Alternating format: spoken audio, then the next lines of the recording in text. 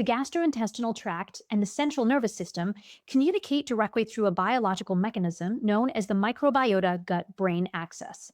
We evaluate the rapid rise of commercial microbiome diagnostics, comparing physiological facts against direct to consumer marketing claims. 90% of the serotonin synthesized in the human body originates in the gut, specifically produced by enterochromaffin cells. Serotonin regulates central emotional processing, yet its primary manufacturing center sits within the gastrointestinal walls. Commensal gut bacteria directly regulate the synthesis by modulating the availability of the precursor amino acid tryptophan. Section 1. The Gut-Brain Connection, Physiological Pathways. Harvard Medical School researchers compared a vagus nerve to a direct transit highway extending from the brainstem to the distal colon, transmitting mechanical and chemical signals. Conversely, immune cell signaling acts as an expedited delivery truck, traveling through the bloodstream, delivering inflammatory molecules directly to the brainstem and rapidly altering mood-related neurosignaling. The vagal highway requires physical nerve integrity, while the delivery truck relies on systemic circulation. Under healthy conditions, dietary tryptophan converts into serotonin. When intestinal permeability increases, bacterial elements enter the bloodstream and trigger systemic inflammation. Pro-inflammatory cytokines upregulate an enzyme, diverting tryptophan away from serotonin synthesis. Instead, the body generates neurotoxic metabolites. This depletes the precursor pool required for mood regulation while promoting central neuroinflammation. Confirming depression is often an immunologically driven somatic condition. Section 2. Microbes and Mental Health. Clinical evidence. During the Protocast surgical oncology study, researchers administered targeted bacterial strains, known as Psychobiotics, to gastric cancer patients following surgery. The Psychobiotic group saw a 60.4% improvement in depression scores over 1 month. Conversely, a placebo group experienced a 62.9% deterioration. Specific microbiotic interventions significantly alter clinical psychiatric outcomes. Section 3. Commercial testing claims, direct-to-consumer diagnostics. Do direct-to-consumer tests accurately predict mood and mental health states? Consumers purchase these tests expecting authoritative answers regarding anxiety and depression. We must evaluate whether these commercial products possess the analytical validity required to back up their diagnostic marketing claims. Technological variation between commercial testing companies creates significant constraints. Vial uses metatranscriptomics to measure active microbial gene expression, but features non-transparent algorithmic logic. Zoe relies on shotgun metagenomics, focusing on metabolic health, yet its continuous glucose monitoring in non-diabetics lacks clinical utility. BiomeSite uses 16S rRNA sequencing, tracking taxonomic abundance. 16S technology fails to identify non-bacterial taxa or active functional transcription. Consumers purchase these tests seeking definitive answers, unaware the technology relies on taxonomic abundance as a mere proxy for pathway activity. Section 4. Analytical testing failures. The NIST evaluation.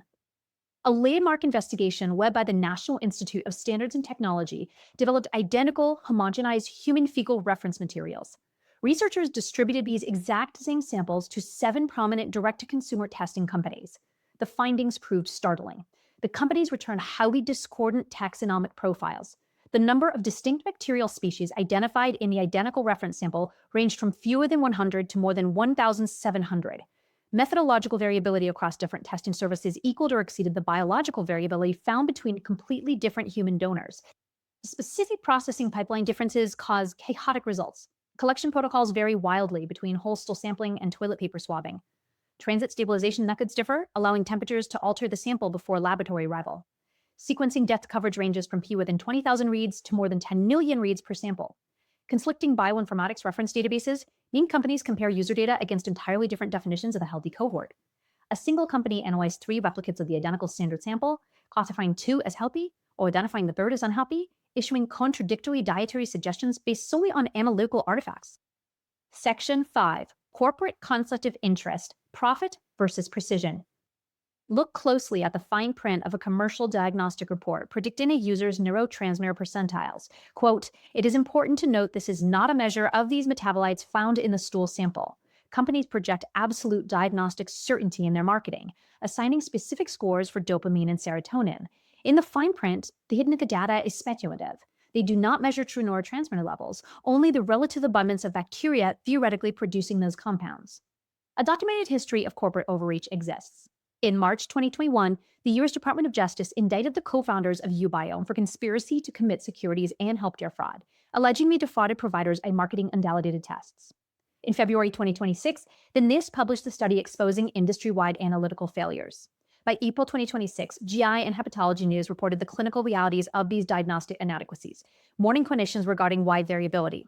A consistent pattern emerges, showing commercialization outpacing rigorous clinical validation.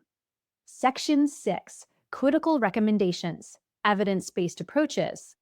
Medical professionals established clear, actionable recommendations. First, clinicians discourage direct-to-consumer testing, as normal does not equal healthy due to massive biological variations. Second, practitioners emphasize evidence-based, anti-inflammatory dietary patterns rich in plant-based fibers and polyphenols to lower systemic inflammation. Third, implement targeted strain-specific psychobiotics, such as L-plantarum 299V for mild to moderate depression rather than broad-spectrum probiotics. Fourth, the medical community must advocate for a consensus document establishing minimal analytical requirements and standardized molecular diagnostic controls. Will the integration of rigorous multi-omics eventually replace speculative consumer wellness tests with true precision psychiatry? Advanced bioinformatics and machine learning models are beginning to map the metabolic interactions between a patient's unique microbial ecology and their genetic background. Proving a direct causal role for gut bacteria in mental illness offers immense potential to transform psychiatric diagnostics, provided the scientific community resolves the current analytical failures. Thank you for joining this explainer.